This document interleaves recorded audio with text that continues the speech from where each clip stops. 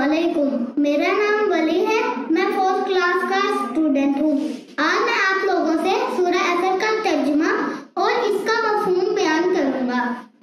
یہ قرآن پاک کی سب سے چھوٹی صورتوں میں سے ہے۔ اس کی کل 3 آیات ہیں اور یہ اردو بولنے والوں کے لیے بہت زیادہ آسان ہے، کیونکہ اس میں اردو کے کئی الفاظ ہیں جیسے انسان، حق، صبر وغیرہ۔ اس کے علاوہ قرآن پاک کی جامع ترین صورت ہے، کیونکہ اس میں ہمارے پورے دین کا خلاصہ آ گیا ہے، یا دوسرے الفاظ میں انسانوں کی آخرت کی کامیابی کا راز بتا دیا گیا ہے۔ یہی وجہ تھی کہ عہد نبوی میں جب بھی 2 صحابی ایک دوسرے سے ملتے تھے تو سب سے پہلے اس کو ایک دوسرے پر تلاوت فرماتے اور پھر سلام کر کے رخصت ہو جاتے، یعنی وہ ایک دوسرے کو آخرت کی کامیابی کی یاد دہانی کرواتے رہتے تھے۔ اس سورت کی اہمیت کے حوالے سے امام شافعی کا قول ہے کہ اگر اس سورت کے علاوہ اور کچھ نازل نہ بھی ہوتا تو یہ ایک سورت انسانوں کی ہدایت کے لیے کافی تھی، کیونکہ اس میں ہمارے پورے دین کا خلاصہ آ گیا ہے۔ آئیں اب سورت کے لفظ بلفظ ترجمے میں چلتے ہیں۔ والعصر، اس میں جو سا واو ہے یہ قسمیہ ہے جو قسم کے لیے استعمال ہوتا ہے، مطلب والشمس والضحاہا قسم ہے سورج کی، والتین والزیتون قسم ہے انجیر اور زیتون کی وغیرہ۔ اثر کا مطلب ہوتا ہے وقت یا زمانہ، اس سے مراد اثر کا وقت بھی ہے، یعنی جو دن کا آخری حصہ ہوتا ہے، کیونکہ اثر کے بعد دن ڈھل جاتا ہے یعنی شام ہو جاتی ہے۔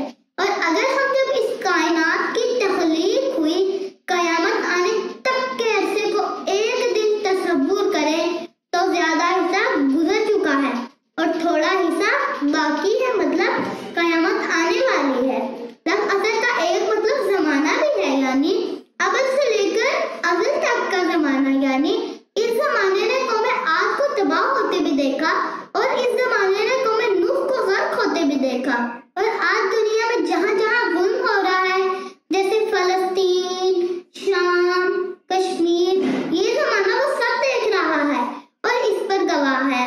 لفظ اثر کا ایک مطلب نچوڑنا بھی ہے۔ مثال کے طور پر میرے ہاتھ میں ایک مالٹا ہے اور اس کو میں زور سے نچوڑوں تو میرے ہاتھ سے جوس نکلے گا نا، اسی طرح وقت ہاتھ سے نکل جاتا ہے، یعنی وقت تیزی سے گزر رہا ہے، اور اس وقت میں ہم نے جو کام کرنا ہے اگر ہم وہ نہیں کرتے تو ہم نے وقت کو ضائع کر دیا، اور آخرت میں اسی وقت کے صحیح یا غلط استعمال کے مطابق ہمارا فیصلہ ہوگا۔ وقت کی اہمیت کے حوالے سے حضرت حسن بصری فرماتے ہیں، اے ابن آدم، تم دنوں سے بڑے ہو، تمہاری زندگی کا ایک دن گزرتا ہے تو تمہارے اندر کا ایک حصہ ختم ہو جاتا ہے۔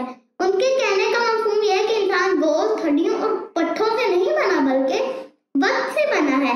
اگر وقت ختم تو انسان ختم، اور یہ بات واقعی اٹل حقیقت ہے۔ آپ لوگوں نے بھی اکثر دیکھا ہوگا کچھ لوگ جوان اور صحت مند ہوتے ہیں لیکن اچانک ان کی موت ہو جاتی ہے کیونکہ ان کا وقت ختم ہو گیا، یعنی ان کی صحت اور جوانی ان کے کام نہیں آئی۔ اور کچھ لوگ ایسے بھی ہوتے ہیں جو بستر سے بھی نہیں اٹھ سکتے، پھر بھی وہ سالوں تک زندہ رہتے ہیں کیونکہ ابھی ان کا وقت ختم نہیں ہوا۔ اب اگلی آیت کی طرف چلتے ہیں۔ انا، اس کا مطلب ہوتا ہے بے شک یا یقیناً۔ الانسان، کسی بھی عربی کے ورڈ کے شروع میں الف یا لام لگا دیا جاتا ہے تو اس کا یہ تمام کا مفہوم شامل ہو جاتا ہے۔ مثلا الحمدللہ رب العالمین، اس کے شروع میں الف لام آیا تو اس کا ترجمہ ہے تمام تعریفیں اللہ کے لیے ہیں، تو الانسان سے مراد تمام انسان۔ لفظی، اس میں جو سلام ہے یہ تاکید پیدا کرنے کے لیے استعمال ہوتا ہے، یعنی زور پیدا کرنے کے لیے استعمال ہوتا ہے، اور فی کا مطلب ہوتا ہے میں۔ خسر، یہ ورڈ خسارے سے نکلا ہے اور خسارے کا مطلب ہوتا ہے نقصان یا گھاٹا۔ اس پوری لائن کا ترجمہ یہ بنا، بے شک تمام انسان نقصان میں ہے، اللہ سوائے الذین، وہ لوگ جو آمنو ایمان لائے، واؤ اور عاملو انہوں نے عمل کیے، صالحات نیک، واؤ اور تواصوا انہوں